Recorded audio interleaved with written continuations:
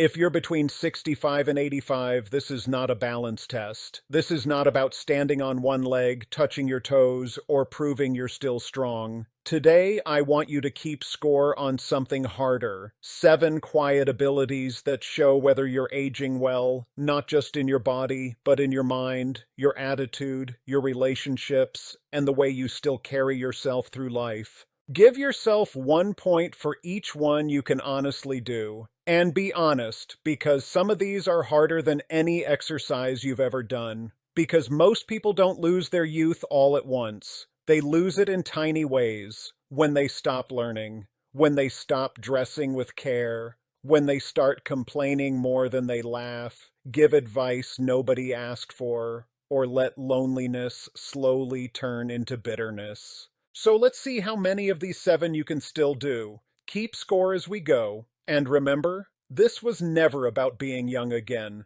It's about staying alive on the inside. Let's begin with the first one. Test number 1. Can you stop yourself from bragging? This one is harder than it sounds. Because by the time you're 65 or 75, you have stories. You've survived things.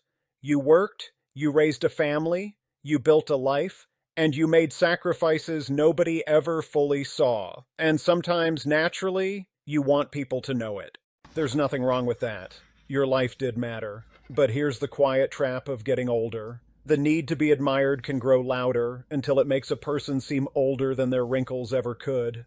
A truly confident person doesn't have to turn every memory into a trophy. Because when every conversation becomes a stage, people slowly stop feeling close to you. They start feeling like an audience, and audiences eventually leave. So here's the test. Can you tell your story without needing to outshine the person sitting right in front of you? Can you ask about their life and actually be curious about the answer? Your life matters, your stories matter, but the youngest people at heart are the ones still curious about everyone else's story too. If you can listen as well as you talk, give yourself 1 point.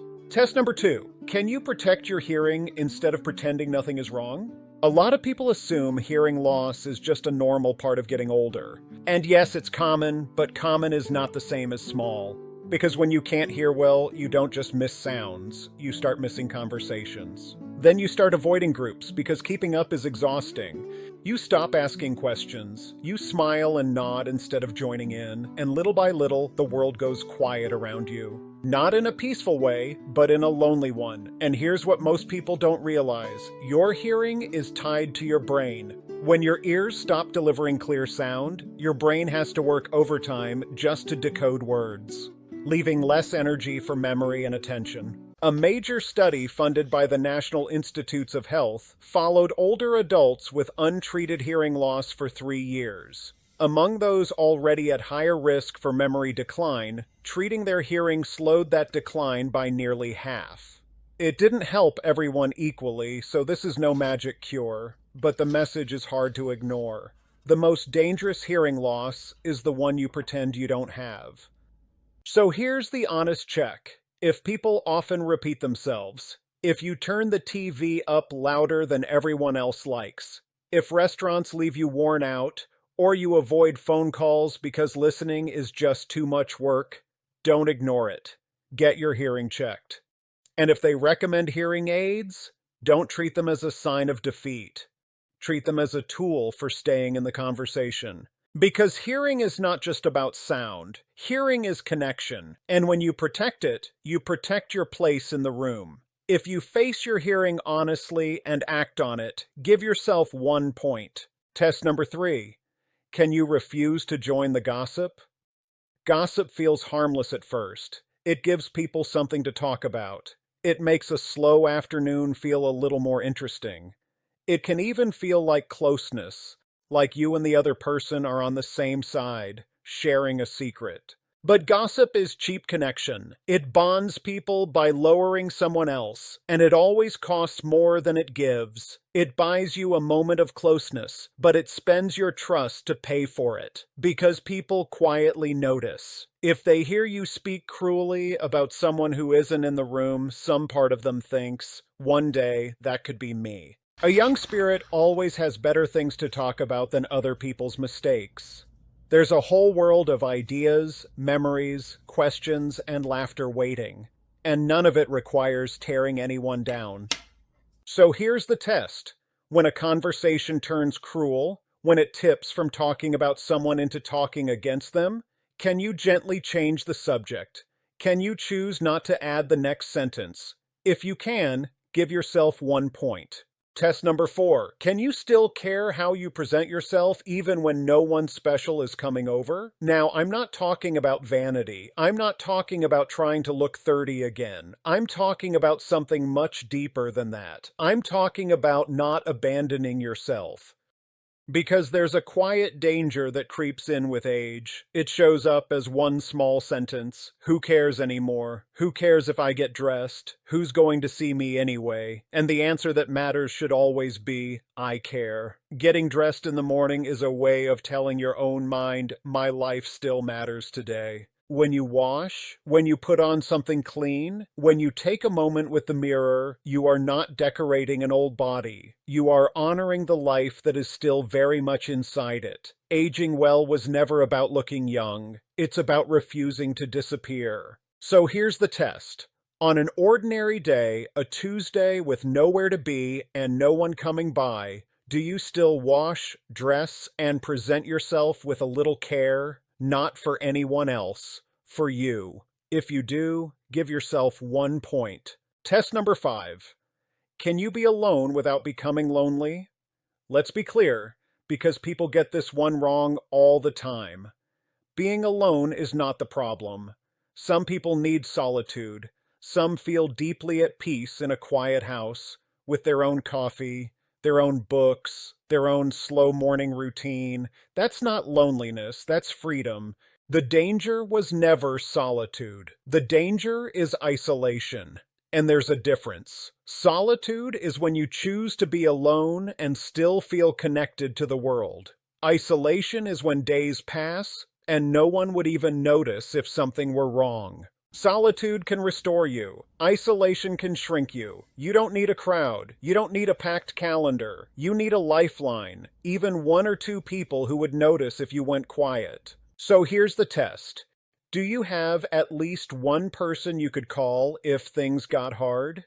And can you enjoy your own company without slowly turning bitter, or shut off, or invisible? If you can hold both of those at once, the peace of being alone and the thread that keeps you connected, give yourself 1 point. Test number 6, and this one is tender, so stay with me. Can you love your children without depending on them for your happiness? This is one of the hardest parts of growing older. You spent decades raising them, worrying about them, sacrificing for them in ways they may never fully understand. And then one day, they have their own homes, their own marriages, their own busy, complicated lives. And the phone rings a little less than you'd like. And it can hurt. Of course it hurts. That's not weakness. That's love. But aging well means not handing your grown children the responsibility for your entire emotional life. Because your children can love you deeply and still not be able to fill every lonely hour. Needing them is human, but making them responsible for your happiness becomes a weight. The healthiest older parents build a life their children can visit, not a loneliness their children must rescue. So please, call them, love them, invite them in. But also keep your own friendships, your own routines, your hobbies, your faith, your reasons to get up in the morning. Build a life so full that when they come, they walk into warmth, not guilt. Here's the test.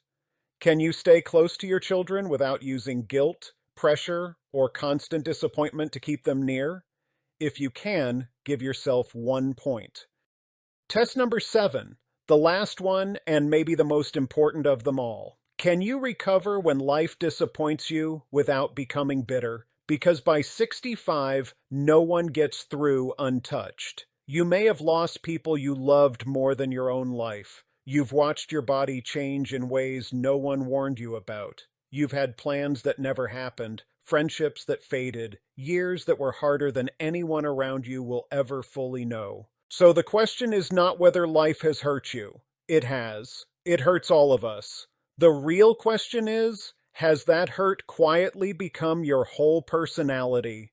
Because here's something worth sitting with. Bitterness is just pain that stopped moving. It's grief that got stuck and hardened into a wall.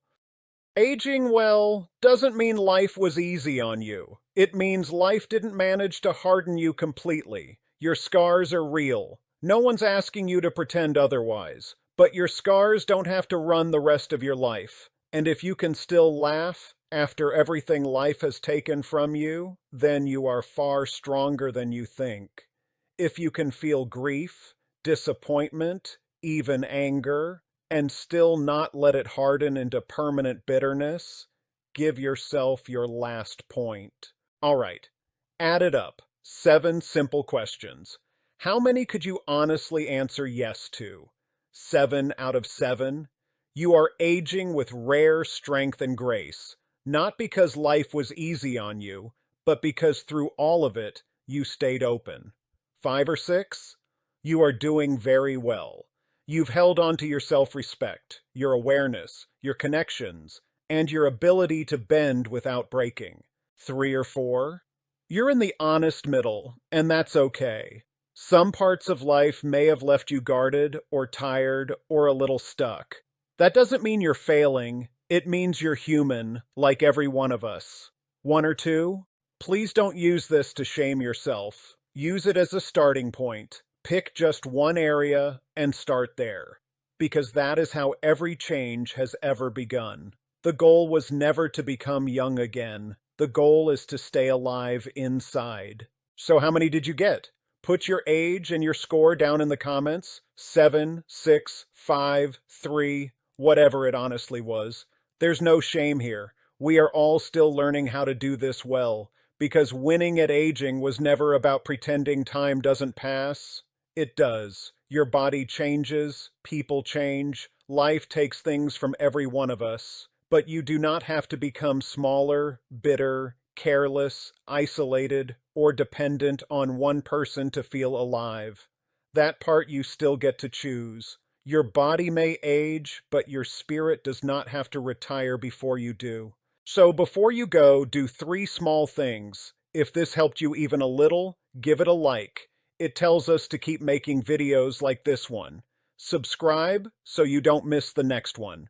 And if someone you love is getting older too, a friend, a spouse, a brother or sister, please share this with them. Sometimes the people who need to hear this most are the ones who'd never go looking for it. So keep listening, keep learning, keep showing up, and I'll see you in the next one.